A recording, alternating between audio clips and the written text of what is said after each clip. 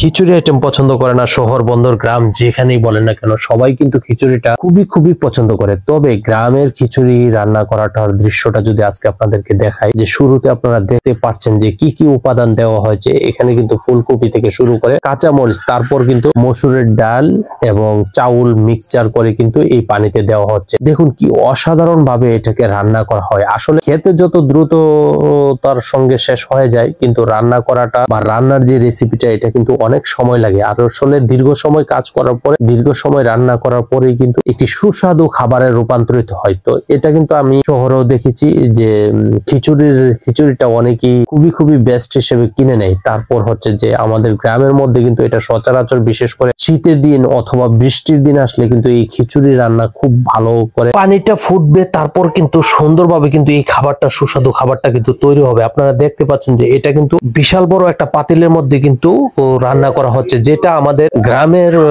গ্রামের মধ্যে কিন্তু আপনারা দেখবেন যে বড় বড় যে ধানের ডেক গুলা থাকে, যেখানে ধান সিদ্ধ করে জমি যারা করে, কৃষক ভাইরা যারা আছে, কৃষক যারা আছে তারা কিন্তু এই ধরনের পাতিল সবার ঘরে ঘরেই থাকে। আমাদের বিশেষ করে গ্রামে এই বড় বড় ডেক গুলার মধ্যে কিন্তু এই ধান সিদ্ধ করে। তো এই বিশাল বড় ডেকের মধ্যে কিন্তু আজকের এই আয়োজনটা তৈরি করা হয়েছে। আপনারা অলরেডি দেখতে পাচ্ছেন কিভাবে ফুটতেছে। তো এইখানে কিন্তু আসলে ধীরে ধীরে কিন্তু আসলে নাড়ানো হচ্ছে, মানে নাড়া দিলে যেন নিচে যেন না জমে যায় বা না লেগে যায়, তার জন্যই কিন্তু চমৎকার ভাবে কিন্তু এটাকে ডুবানি দিয়ে লাড়া দেওয়া হতো। যাই হোক, অনেকেই কিন্তু অনেক কিছু দিয়ে লাড়া দেয়। তো আমাদের দেশে কিন্তু গ্রামে কিন্তু এই ডুবানিটা আপনারা জানেন যে খুবই জনপ্রিয়। এটা নারিকেলের, এখন বর্তমানে অবশ্য বিভিন্ন ধরনের প্রযুক্তি তৈরি হয়েছে, বিভিন্ন ধরনের সিস্টেম আসছে, তার জন্য কিন্তু এই ডুবানিটা দেখা যায় না সচরাচর। এটা একটা নারিকেলের অংশ দিয়ে, নারিকেলের ফুলটা দিয়ে কিন্তু এটা তৈরি করা হয়। এটা কেন করা হয়েছে এই উদ্দেশ্যটা আমরা বলিনি, এটা আসলে আমাদের কিন্তু একটা নিয়ত ছিল, তার জন্য কিন্তু এই খিচুড়িটা করে।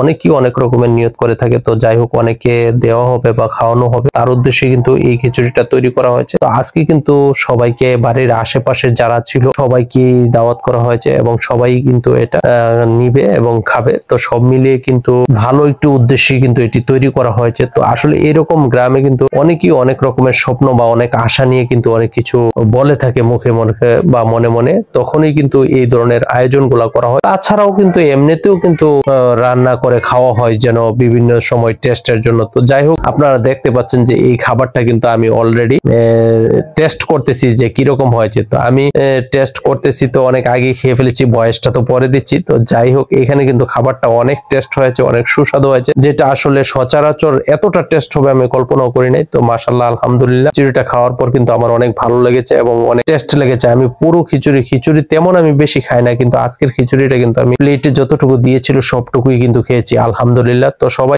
এই ধরনের রেসিপি তৈরি করে বাসায়ও খেতে পারেন অল্প করে।